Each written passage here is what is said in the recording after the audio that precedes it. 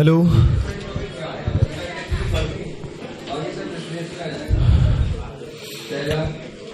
अपन ने कल अपन ने पढ़ा था ऑडिट रिस्क, है ना, जिसके टाइप पढ़े थे इनहेरेंट रिस्क, कंट्रोल रिस्क और डिटेक्शन रिस्क, है ना, वो भी सब पढ़ लिया था।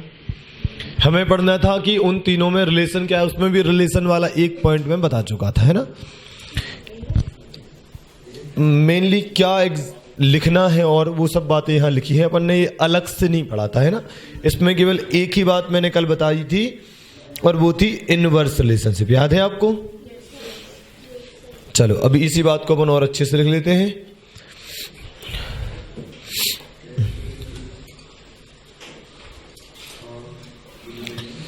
तो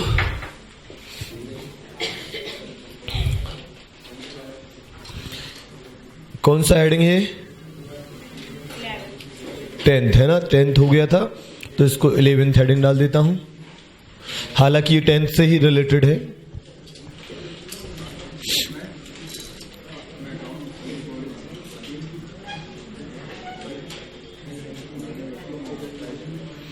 रिलेशनशिप बिटवीन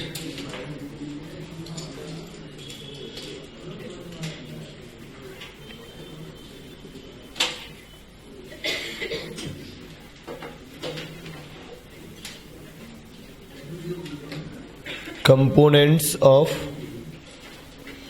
audit risk।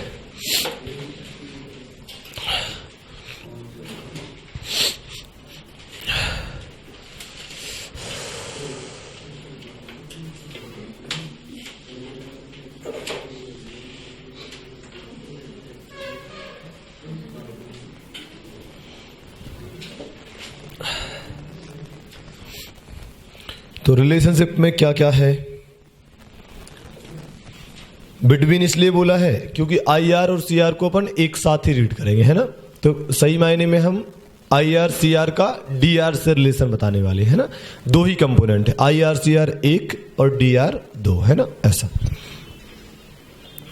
पढ़िए फर्स्ट फंक्शन क्या लिखा है, फर्स्ट रिलेशनशिप क्या लिखा है, सारे पढ़ लो, बताना कौन सा वाला नहीं समझ में आया।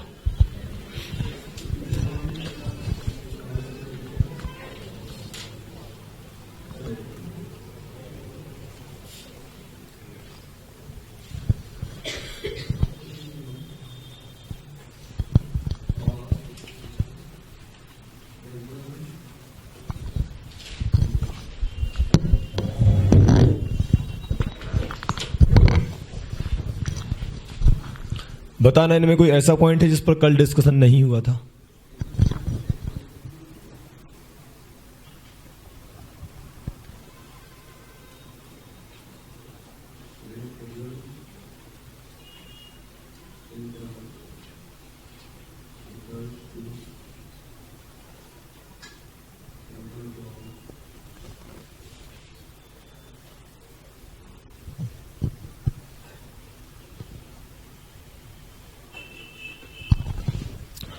हो गया था कल सब, ठीक है। अभी एग्जाम में आता है कि ऑडिट रिस्क के कंपोनेंट में रिलेशनशिप बताना है, तो इंसान लिखता है एक लाइन, मतलब पूरे भारतवर्ष को एक लाइन याद हो जाती है कि इनवर्स रिलेशनशिप है। अब उसको कितनी बार लिखोगे, आया 5 नंबर में है। तो आपको ना ऑडिट में एक और डिफिकल्टी को फेस करना पड़ता है, वो क्या है, जो पूछा गया है उसके अलावा और क्या क्या लिखना है। समझ रहे मेरी बात को, क्या बोल रहा हूं। पूछा था रिलेशन, तो रिलेशन तो यही है यार, इनवर्स है। अब और क्या, वो ये है, ये मैंने सीधा आंसर उठाया है जो एग्जाम में पूछा गया। तो इनवर्स रिलेशनशिप अपन पढ़ लेती किताबों में कि ठीक है इनवर्स हो गया, बस हो गया। अब आगे 5 नंबर में इनवर्स में मिल जाएंगे, 1 नंबर मिलेगा बस। तो देखो उनने क्या क्या लिखा।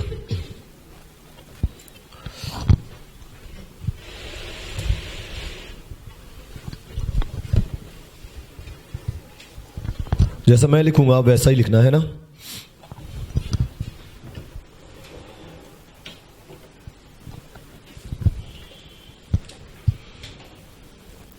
सबसे पहले हम बताएंगे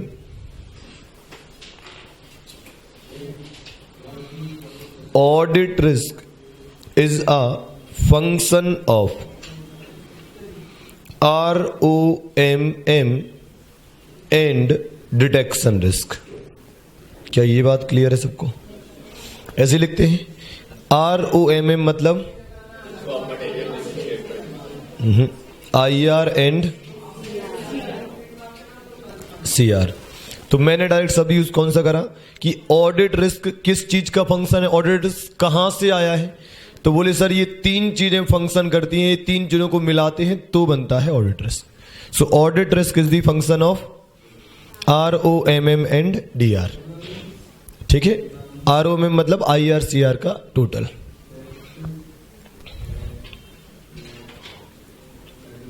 दूसरा ये ROMM क्या है? Is the function of entity and its environment. ROMM काय का फंक्शन है? एंटिटी और उसके एनवायरमेंट का. मतलब ROMM क्यों है? एंटिटी की वजह से है, एंटिटी के एनवायरमेंट की वजह से. ऐसे आंसर को बढ़ाया जाता है. आपको कनेक्ट करना पड़ेगा, पहले एक एक बात को आसपास जो भी लिखा है वो समझाना पड़ेगा, है ना? फिर आपका मेन आंसर जज किया जाएगा.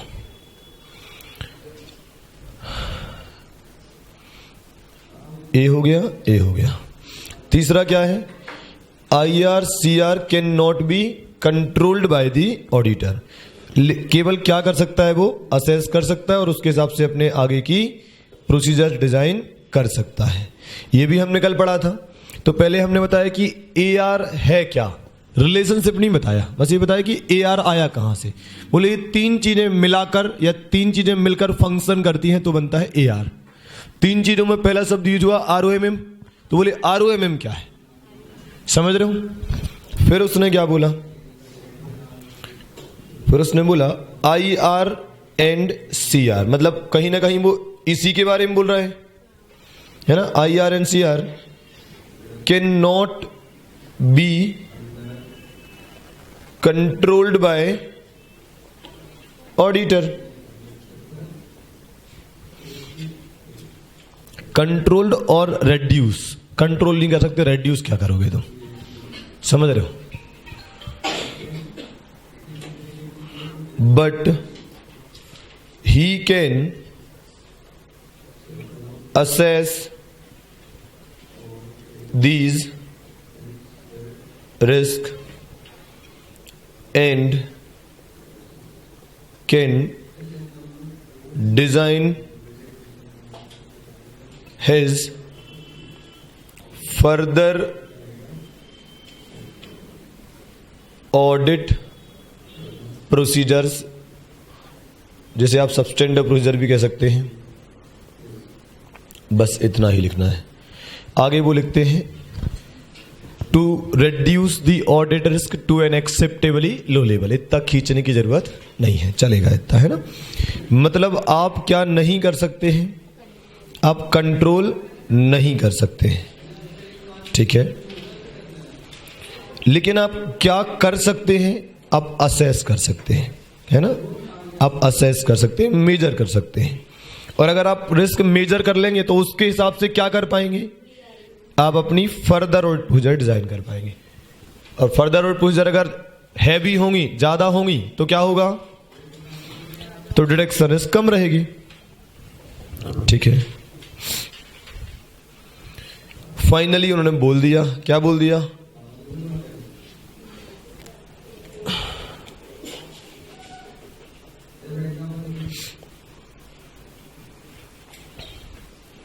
There is an inverse relationship between ROMM and detection risk. कैसा रिलेशन होता है? Inverse.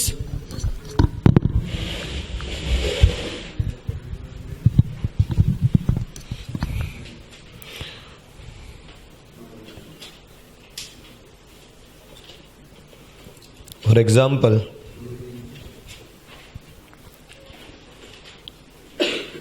if IR and CR is higher, तो क्या होगा?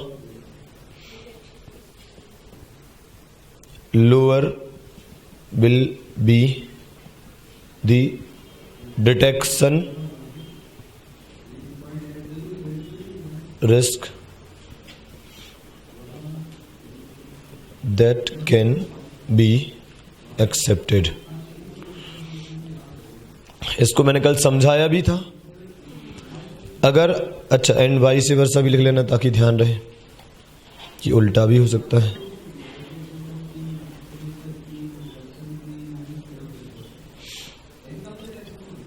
अगर IR एंड CR ज्यादा रहेगा तो ऑडिटर क्या करेगा? एफर्ट्स ज्यादा लगाएगा, मेहनत ज्यादा करेगा. रिस्क ज्यादा है, मेहनत ज्यादा करना है, मेहनत ज्यादा करना है, मेहनत ज्यादा करना है. ज्यादा ऑडिट प्रोसीजर लगानी है, ज्यादा ऑडिट प्रोसीजर लगानी है. ज्यादा ऑडिट प्रोसीजर लगाओगे, ज्यादा ऑडिट प्रोसीजर लगाओगे तो हर चीज डिटेक्ट हो जाएगी. हर चीज डिटेक्ट हो जाएगी कि नहीं हो जाएगी? और डिटेक्ट हो जाएगी तो इसका मतलब डिटेक्शन रिस्क क्या हो जाएगी? कम हो जाएगी. हमें इतना नहीं बताना है, हमें तो केवल ये बताना है कि IR और CR ज्यादा तो DR कम भी रख सकते हो आप. DR कम ही रखोगे आप, ऐसा है ना, कम ही रखना पड़ेगा, मजबूरी है आपकी. रिस्क बहुत ज्यादा है, आप कहोगे नहीं यार हम तो बहुत मेहनत करेंगे, ऑडिट बहुत मेहनत वाला ऑडिट है, यहाँ पर रिस्क बहुत है. मेहनत बहुत करोगे मतलब ऑडिट प्रोसीजर बहुत सारी लगाओगे तो बहुत सारी मेहनत करोगे तो हर चीज डिटेक्ट हो जाएगी, मतलब डिटेक्शन रिस्क कम हो जाएगी. अगर IR CR कम होती तो मतलब रिस्क है ही नहीं, टेंशन है ही नहीं, तो ठीक है कम मेहनत करोगे तो भी चलेगा. लेकिन फिर ध्यान रखना DR ज्यादा रहेगा, है ना. सो आप DR कब ज्यादा एक्सेप्ट कर सकते हो? अगर IR CR कम है तो आप DR ज्यादा रख सकते हो. अच्छा, अल्टीमेटली पर्पस क्या है हमारा? ओवरऑल ऑडिट रिस्क कम रहे, ओवरऑल ऑडिट रिस्क कम रहे. तो देखना, सुनना, IR CR का ऑडिटर कुछ कर सकता है क्या? नहीं कर सकता. तो अगर ये दोनों ज्यादा है तो DR को क्या रखो आप? कम रखो, ताकि ओवरऑल सब एक बैलेंस बना रहे. सिंस IR CR ज्यादा है तो DR को कम रखो ताकि बैलेंस ओवरऑल बना रहे. अगर IR CR क्या है, IR और CR क्या है, कम है, तो DR ज्यादा भी रखोगे तो भी ओवरऑल बैलेंस तो बना है ना सब. ऐसा ओवरऑल अल्टीमेट पर्पस क्या है? ऑडिट रिस्क कम रहे. ऐसा लिखना पड़ता है बेटा एग्जाम में, समझ गए हो? हल्का फुल्का लिखने से काम नहीं चलेगा.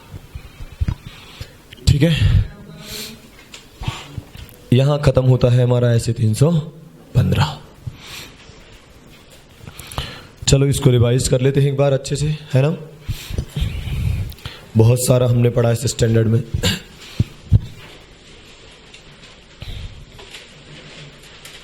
फ्रॉम वेयर वी स्टार्टेड, ऐसे 315. सबसे पहले मुझे बताओ नाम क्या था ऐसे का?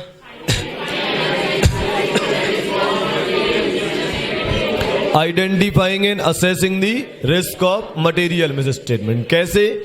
Through understanding the entity and its environment. ठीक है, एंटिटी को समझने के लिए हमें 3 चीजों को समझना पड़ेगा. सॉरी, हाँ, नहीं देखो ना, रिस्क को आइडेंटिफाई और असेस करने के लिए हमें 3 चीजों को समझना होगा. एंटिटी, उसका एनवायरनमेंट और उसके कंट्रोल्स. ठीक है, तो पहले अपन ने बात करी थी अगर एंटिटी और उसके एनवायरनमेंट को समझना है तो कितनी चीजें समझनी पड़ेंगी? 5. ठीक है, और कंट्रोल्स को समझना है तो उसके भी 5 कंपोनेंट समझने पड़ेंगे. ऐसी कुछ पढ़ा था? ठीक है, एंटिटी और उसके एनवायरनमेंट को समझना है, उसका ज्ञान लेना है. तो क्या क्या ज्ञान लेंगे हम? रेलिवेंट इंडस्ट्री, रेगुलेटरी और other external factor including FRM, मतलब वो कहाँ की है एंटिटी, उसके बारे में जनरल जानकारी. दूसरा, नेचर ऑफ एंटिटी, उसमें क्या ऑपरेशन करती है, पैसा कहाँ से लाती है, ओनर कौन है, गवर्नेंस स्ट्रक्चर क्या है, इन्वेस्ट कहाँ करती है, सब कुछ आ गया. तीसरी बात, ऑब्जेक्टिव और स्ट्रेटेजीज क्या है इस एंटिटी के. MOA उठा लो और अदरवाइज भी आप पता कर सकते हो. फोर्थ, फाइनेंशियल परफॉर्मेंस को मेजर रिव्यू कर लो कि ट्रेंड क्या चल रहा है. और एक आखिरी था अकाउंटिंग पॉलिसी को कैसे सेलेक्ट करते हो, कैसे अप्लाई करते हो और चेंज करने के पीछे कारण क्या होते हैं। ठीक है, ओके। फिर क्या पढ़ा था अपन ने, ये सब ज्ञान मिलेगा कैसे, ये सब ज्ञान मिलेगा कैसे, ये सब पांचों ज्ञान मिलेंगे कैसे। क्लाइंट का प्रीमाइस विजिट करो, उसके पॉलिसी प्रोसीजर मैनुअल पढ़ के देख लो और उससे डिस्कशन कर लो, याद है। फिर क्या पढ़ा था, बाहर की पब्लिकेशन पढ़ लो, अंदर की पब्लिकेशन। अंदर की पब्लिकेशन दो होंगे, एक तो एनुअल रिपोर्ट जो आप पब्लिश करते हो और एक इंटरनल फाइनेंशियल मैनेजमेंट रिपोर्ट पढ़ लो, ठीक है। और फिर वर्किंग पेपर, एक तो हमारी वर्किंग पेपर, एक तुम्हारी वर्किंग पेपर, मतलब मिनट्स पढ़ लो, याद है 8 पॉइंट, ओके। फिर अपन ने क्या पढ़ा था, फर्स्ट हो गया, सेकंड हो गया, तीसरा रैप। रैप क्या थी, एक ऑडिट प्रोसीजर है। क्या है, एक ऑडिट प्रोसीजर है जिसमें हम क्या करते हैं, एंटिटी को समझते हैं, उसके एनवायरनमेंट को समझते हैं, उसके कंट्रोल्स को समझते हैं, ताकि हम क्या कर सकें, रिस्क को आइडेंटिफाई और असेस कर सके। किस लेवल पर होते हैं ये सब, फाइनेंशियल स्टेटमेंट लेवल और असर्शन लेवल पर हमें इनको असेस करना होता है, और whether due to fraud error तो लिखा ही रहता है। मेन थिंग है, यह एक ऑडिट प्रोसीजर है जिसके अंदर हम एंटिटी, उसके एनवायरनमेंट, उसके कंट्रोल को समझते हैं ताकि रिस्क को आइडेंटिफाई और असेस कर सकें एट फाइनेंशियल स्टेटमेंट लेवल और असर्शन लेवल। पक्का इसके अंदर 4 चीजें आती हैं, इंस्पेक्शन, इंक्वायरी, ऑब्जर्वेशन और एनालिटिकल प्रोसीजर। मतलब वहां से ORR हटा दो, और ORR नहीं CRR, हाँ CRR हटा दो, ऐसा अपन ध्यान रखेंगे, है ना। ठीक है, अपन इसको ऐसा लिख सकते हैं ध्यान रखने के हिसाब से, ICAIORR, ये तो भयंकर रटा है हमको, इसमें से CRR माइनस कर दो, ऐसा हम ध्यान रखेंगे। CRR सुना हुआ शब्द है ना, cash reserve ratio, banking company के केस में सुना होगा आपने ना, ओके। ठीक है, तो CRR हटा दो तो अब क्या बचेगा, इंस्पेक्शन, इंक्वायरी, ऑब्जर्वेशन और एनालिटिकल प्रोसीजर। कंफर्मेशन बाहर चला गया, रिकैलकुलेशन बाहर चला गया, रीपरफॉर्मेंस बाहर चला गया। ठीक बात है, बोलो यारो। अगर आपने ईमानदारी से दोनों लेक्चर अटेंड करे हैं बेटा, तो अब तो इससे सिंपल स्टैंडर्ड होना नहीं चाहिए आपके दिमाग में। कितना रटा है यार, ओके।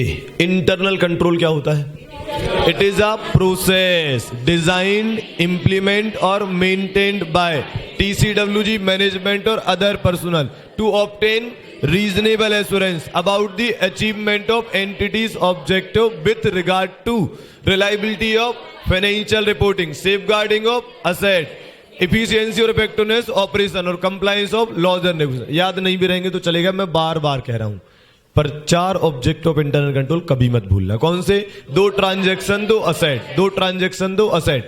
पहला क्या था, ट्रांजैक्शन ऑथोराइज होना चाहिए, एक और ट्रांजैक्शन तुरंत रिकॉर्ड होना चाहिए, सही अकाउंटिंग पीरियड में, सही अकाउंट हेड में, सही अमाउंट के साथ।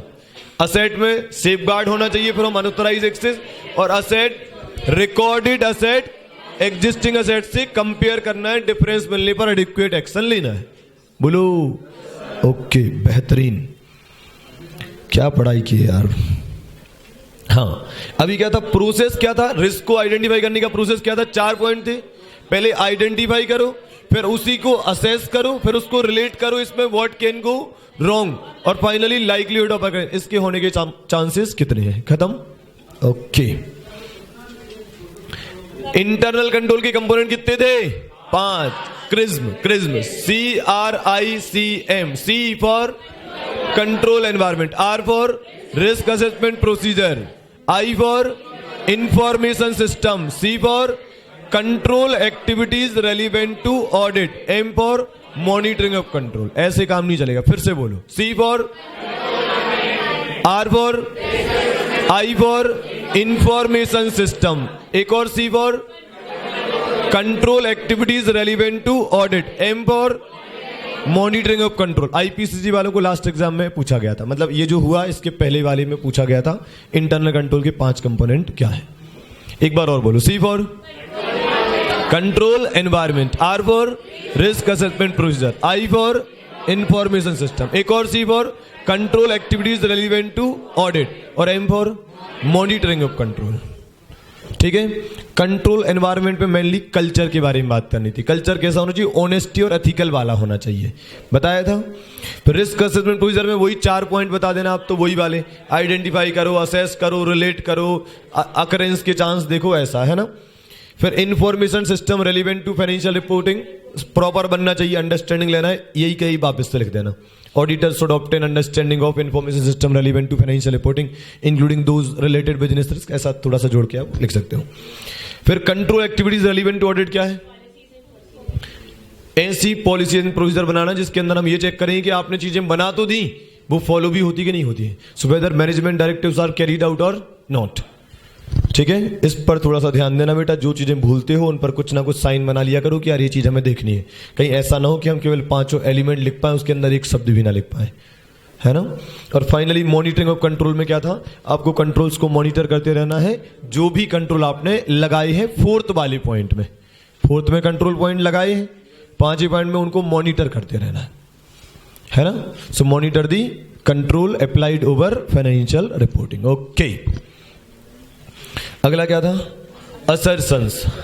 असर्शन क्या होती है? क्लेम्स मेड बाय मैनेजमेंट, है ना, इधर इम्प्लाइड और एक्सप्रेस्ड। ओके, कितने लेवल की होंगी? ऐसा 3। एक तो P&L मतलब ट्रांजैक्शन, एक बैलेंस शीट मतलब अकाउंट बैलेंस, और एक प्रेजेंटेशन और डिस्क्लोजर। OACCC, एक सी हटाएंगे तो ये किसकी बन जाएंगे? प्रेजेंटेशन और डिस्क्लोजर के। और उसका शॉर्ट फॉर्म क्या था? अकाउंट बैलेंस का ERCB। चलो अपन स्टार्ट करते हैं ट्रांजैक्शन से। O मतलब अकरेंस, A मतलब एक्यूरेसी, C मतलब कंप्लीटनेस, C मतलब कट ऑफ, C मतलब क्लासिफिकेशन। और इसमें से कौन सा हटा दूंगा तो प्रेजेंटेशन डिस्क्लोजर का बन जाएगा? कट ऑफ हटा दो। ERCB में E for existence, R for rights and obligation, C for completeness, V for valuation. हाँ, वैल्यूएशन और लोकेशन। कौन सी 2 असर्शन थी जो तीनों में है? कंप्लीटनेस तीनों में है, और एक्यूरेसी जिसको वैल्यूएशन कहते हैं अकाउंट बैलेंस के शब्द में। बाकी वही बात है, बोलो यारो। क्या क्लासिफिकेशन तीनों में है क्या? हाँ, अलोकेशन को आप क्लासिफिकेशन जैसे बोल सकते हो, करेक्ट कहा आपने। यहां भी क्लासिफिकेशन है, यहां भी, हाँ एकदम सही है। तो अगर भूल जाओ तो 3 तो सेम टू सेम है, ठीक बात है। ओके, फिर अपन ने क्या पढ़ा था? हाँ, ये देखते कैसे याद आता है आपको। अपन ने बोला था ना बहुत सारी रिस्क हमको मिलती है। क्या हमको हर रिस्क को बराबर इज्जत देनी है? नहीं, केवल जो रिस्क सिग्निफिकेंट रिस्क होगी, जो रिस्क खास होगी, केवल इज्जत उसी को मिलेगा। उसी के लिए हम बढ़िया ऑडिट प्रोसीजर डिजाइन करेंगे। तो ये जानेंगे कैसे कि कोई रिस्क सिग्निफिकेंट है या नहीं है? कैसे जानेंगे? तो अपन ने पढ़े थे 6 पॉइंट, 6 ही थे ना। ओके, तो अपन ने कैसे पढ़ा था वो एक बार रिकॉल करते हैं। सबसे पहले 2 पॉइंट क्या थे? रिलेटेड पार्टी ट्रांजैक्शन और recent development. Related party transaction और रिसेंट डेवलपमेंट। या तो रिलेटेड पार्टी से ट्रांजैक्शन हुआ है तो उसमें रिस्क हो सकती है, या कुछ नया आया है जो समझ में ना आया हो मैनेजमेंट को, इसलिए उन्होंने गलत सलत कर दिया हो। सो रिलेटेड पार्टी ट्रांजैक्शन और रिसेंट डेवलपमेंट वो कौन सी हो सकते हैं? इकोनॉमिक अकाउंटिंग या अदर डेवलपमेंट्स, लाइक इंडियस का आ जाना, IFRS का आ जाना, शेड्यूल 3 का आ जाना, या कोई नए अकाउंटिंग स्टैंडर्ड का आ जाना, ऐसा कुछ। फिर क्या पढ़े थे? अनयूजुअल ट्रांजैक्शन और कॉम्प्लेक्स ट्रांजैक्शन। अनयूजुअल कुछ होगा तो भी रिस्क है, कुछ कॉम्प्लेक्स होगा तो उन पे बनेगा नहीं तो भी रिस्क है। सो अनयूजुअल ट्रांजैक्शन और कॉम्प्लेक्स ट्रांजैक्शन। और फिर 2, डिग्री ऑफ सब्जेक्टिविटी और फ्रॉड। जहां सब्जेक्टिविटी होगी वहां फ्रॉड होगा, जहां ऑब्जेक्टिविटी है वहां फ्रॉड होने की संभावना ही नहीं। बोलो यारो, खत्म। और आगे बढ़ते, ऑडिट रिस्क और उसके कंपोनेंट। अभी हाँ, आप तैयार हो जाओ। ऑडिट रिस्क की डेफिनेशन हमें बताना है, IR की डेफिनेशन, CR की डेफिनेशन और DR की डेफिनेशन। 4 काम हमें करने हो, फिर उनमें बताना है रिलेशनशिप। शुरू करें। सबसे पहले बात करते हैं what is audit risk.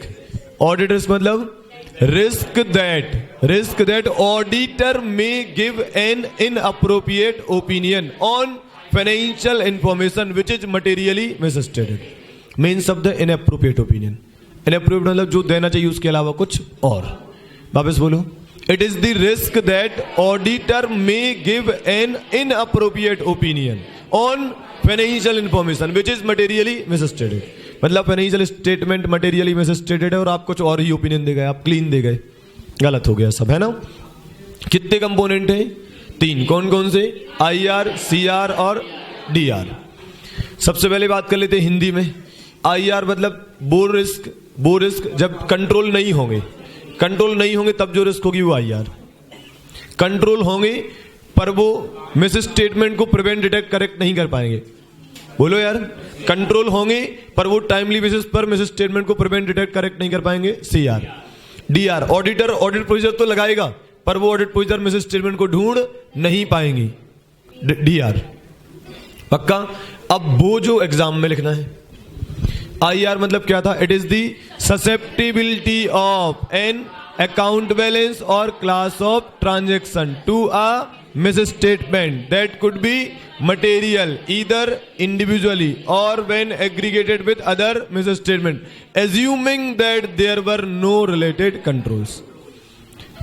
It is the susceptibility of काय की अकाउंट बैलेंस और क्लास ऑफ ट्रांजेक्शन क्या हो सकता है? To a misstatement that could be material या तो individually या when aggregated with other misstatement, assuming that there were no related controls. ठीक है, हो गया IR। फिर बात करते हैं CR की। It is the risk that a misstatement that could occur in, बोलो रुको ना, आप छोड़कर बोल रहे हो या डायरेक्ट पूरा बोलोगे? आप छोड़कर बोलो, बाकी क्या अपन बोल देंगे अलग से, क्योंकि समझना, अगर आप इतना लिखोगे तो भी चलेगा, ये ब्रैकेट छोड़ के लिखोगे तो भी चलेगा, है ना? मतलब डेफिनेशन हकीकत में बस उतनी ही है। ये जो भी लिखा है ना, ये तो केवल मिस स्टेटमेंट के बारे में लिखा है। देखना, miss statement that could occur in account balance class of, मतलब मिस स्टेटमेंट कहां हो सकता है? Account balance class of transaction और डिस्क्लोजर में हो सकता है। मिस स्टेटमेंट मटेरियल कब होगा? या तो अकेले या मिला जुला कर। So this is all about miss statement. बोलो यारो, तो ये तो ठीक है, मतलब main thing is it is the risk that a misstatement will not be prevented, detected और corrected on timely basis by entities controls। Entity की कंट्रोल टाइमली बेसिस पर मिस स्टेटमेंट को प्रिवेंट, डिटेक्ट और करेक्ट नहीं कर पाएंगे, मतलब controls की विफलता इज कंट्रोल रिस्क। ठीक बात है, पूरा बोल के देखना है तो देखना अपन कैसे बोलेंगे। रुकना आप कैसे करना? It is the risk that a misstatement will not be prevented, detected, corrected on timely basis by entity's control. अब जैसे ही मिस स्टेटमेंट शब्द यूज होगा तो फिर बोलना मिस स्टेटमेंट कहां हो सकता है और कम मटेरियल होगा। मिस स्टेटमेंट कहां हो सकता है? तो that could occur in account balance, class of transaction और डिस्क्लोजर, और that could be material either individually और when aggregated with other misstatement. ये ध्यान रख लेना, चाहो तो हिंदी में नीचे लिख के रखना कि ये दो बातें किस बारे में है? मिस स्टेटमेंट के बारे में है।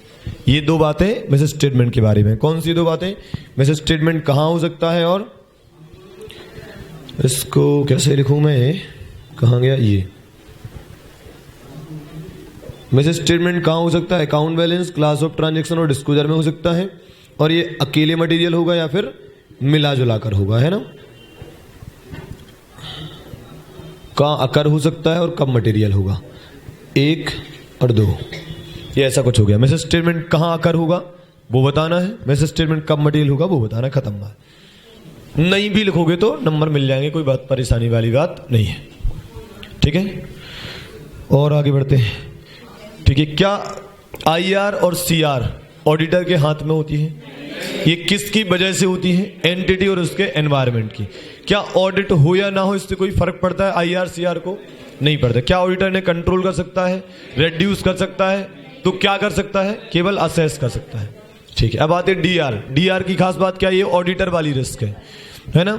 ऑडिटर खुद डिसाइड करता है कि DR ज्यादा रखना है कि कम रखना है। ठीक है, हाँ चलो DR की और डेफिनेशन बोल के देख लेते हैं। It is the risk that procedure performed by the auditor. It is the risk that procedure performed by the auditor will not detect a misstatement that exists or that could be material either individually or when aggregated with other misstatement. मतलब आपके द्वारा लगाई गई procedure misstatement को ढूंढ नहीं पाएंगी, detect नहीं कर पाने की रिस्क, डिटेक्शन रिस्क। रिलेशनशिप ये रहे।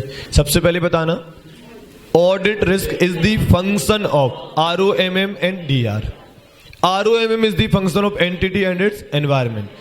ROMM can not be controlled or reduced by the auditor. Auditor can assess them and can design his further audit procedure. फिर there is an inverse relationship दोनों के बीच में, है ना। और एक उदाहरण दे देना कि अगर ये दोनों ज्यादा होंगी तो वो कम रखना पड़ेगा, ये दोनों कम होंगी तो वो ज्यादा रख सकते हो। खत्म। 10 मिनट का पूरा स्टैंडर्ड है जिसको हमने लगभग 3 घंटे में पढ़ा है।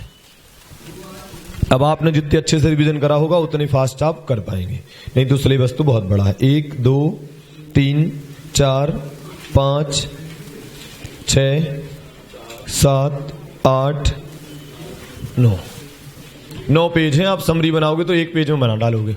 बस उतना लिखो जो जिस कीवर्ड है, जिससे शब्द याद हो जाए, बस वो शब्द लिखा तो है ही ना पूरा। आप फिर से वही छापोगे तो फिर तो क्या ही समरी, उसे समरी क्यों बोलते हो फिर, है ना।